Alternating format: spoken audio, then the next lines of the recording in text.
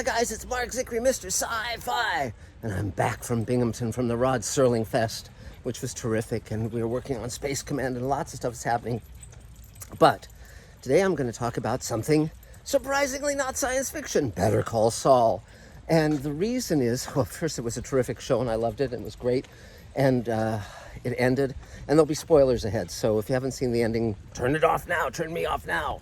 But you know, how you end a series, you know, when I was growing up, every episode of every TV show had to be the same and interchangeable with every other episode because they were airing them in syndication in a completely random order, and so you couldn't really have a story that had a beginning, middle, and end over the course of the show. And that changed with the advent of home video, where stories that told over a season or over an entire series, that brought added revenue to the studios and networks because people would buy the home video edition to binge watch, which was not a phrase when I was growing up. And but how you end a show is super important because most shows don't have satisfying endings. They either end on a cliffhanger, assuming they'll get another season, or they do not serve the characters or the milieu of the show well. And many of us, of course, were enormously disappointed in the ending of Game of Thrones, as were the actors, and this is the reason why the new one, House of Dragons, or whatever it's called, holds very little interest to me, because, you know, after all those seasons of watching episodes, you feel like you've been cheated. It's like, gosh, I spent all my time investing in these characters, and now they're just treated like dirt. But Better Call Saul, like its predecessor Breaking Bad, did the exact opposite.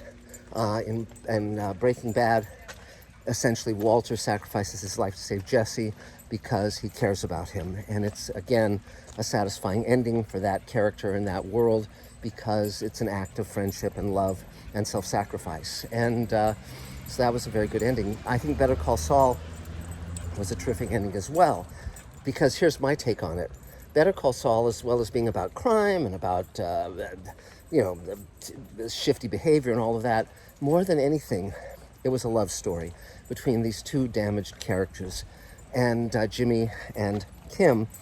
And when they broke apart, when their lives were shattered and they both ended up in sort of non-lives, you wanted them to get together, but you couldn't see how it could happen because Kim took responsibility for her actions ultimately, whereas Jimmy, aka Saul, aka Gene, was just getting worse and worse to a point where he was even considering murdering someone rather than being caught.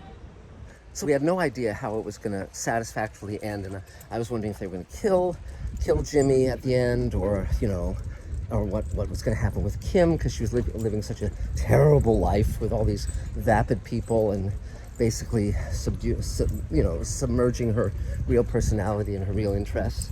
So the way they did it was absolutely terrific, which was the notion that Saul, being Saul, can weasel his way out of a long term to get a seven-year sentence, and then for love of Kim, for wanting Kim to recognize that he's willing to finally face the truth of his life and finally atone for what he's done, throws away a 7-year plea bargain to have an 86-year sentence. And at the end, when they connect up and she's again lying to say that she's still a lawyer to get in to see him, it was a wonderful moment of reconnection and love and mutual acknowledgement. And again, it's funny because I always think about, okay, where could the show go from there? And one could say, oh, well, they'll never see each other again. But that wasn't the feeling I got.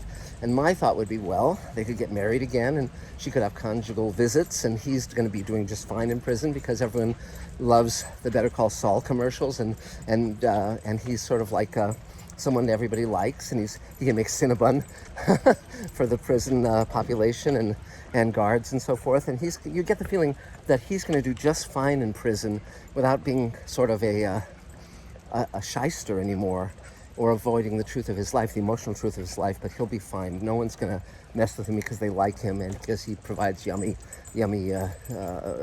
baked goods, and that he and Kim will be a central part of each other's lives.